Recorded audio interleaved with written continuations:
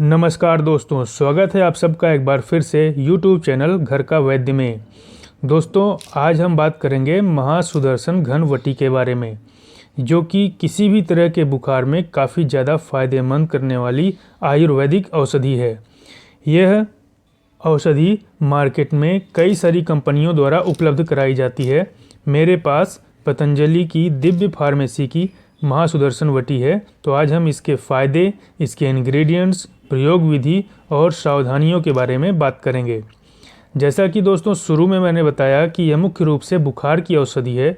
तो बुखार चाहे कैसा भी हो, क्रॉनिक भी हो, यानी कि जो बुखार काफ़ी पुराने समय से आ रहा है, लंबे समय से व्यक्ति के शरीर में बना रह रहा हो, कभी ठीक हो जाता है, कभी फिर उभर आता है, लेकिन पूरी तरह से ठीक नहीं होता, तो उसमें यह औषधि का इस्तेमाल कर सकते हैं।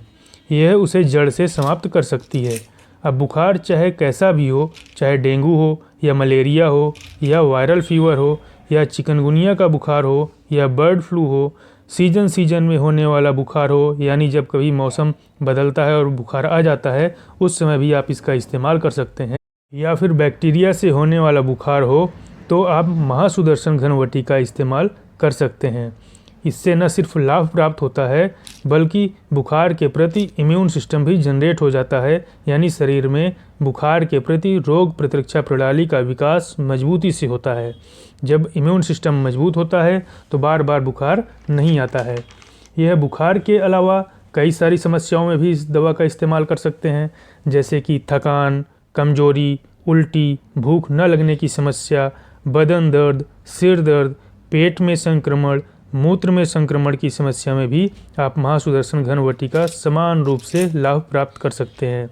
यह लीवर को चुस्त दुरुस्त रखती है और खून को भी शुद्ध करती है। सर्दी, खांसी, जुखाम में भी ये काफ़ी फ़ायदेमंद होती है। यह औषधि डाइजेशन सिस्टम को भी मजबूत करती है, आंतों को साफ करती है। तो आप देखिए कि एकमात्र आयुर्वेदिक औषधि बुखार के साथ साथ पेट, liver, digestion system, immune system, urine infection जैसी समस्याओं को एक साथ बैलेंस कर सकती है। जबकि एलोपैथ में या अंग्रेजी दवा में इन सभी के लिए अलग अलग तरह की दवाइयाँ लेनी पड़ती हैं, जो कि लीवर, किडनी, आँख और हमारे हार्ट जैसे महत्वपूर्ण अंगों को दुष्प्रभावित करती है। जबकि आयुर्वेदिक औषधियों में ऐसा नहीं होता। तो इस महासुदर्शन घनवटी में क्या क्या इंग्रेडिएंट्स मिले हैं उसके बारे में बात करें तो चिरायता, दालचीनी, हल्दी, दारू हल्दी, पित्त पापड़ी, मुलेठी, गिलोय, सौंठ, त्रिफला, पीपल जैसी लगभग 50 जड़ी बूटियों से मिलाकर के इस औषधि को तैयार किया गया है।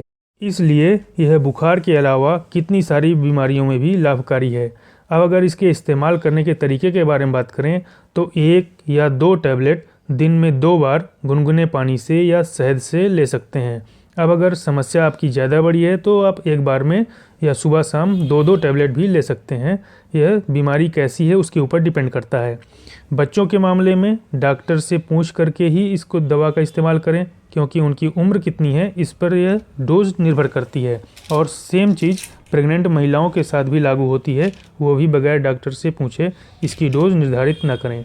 जहाँ तक इसके साइड इफ़ेक्ट्स की बात है, इसका किसी भी तरह का कोई साइड इफ़ेक्ट देखने को नहीं मिलता है। इसको खाने के साथ आप अपने भोजन और दिनचर्या के बारे में भी सावधान रहें और समय पर नींद लें। तो दोस्तों, इसके बारे में जानकारी आपको महत्वपूर्ण लगी तो लाइक करें, कमेंट करें और चैनल में नए हों तो सब्सक्राइब करें, शेयर करें। धन्यवाद।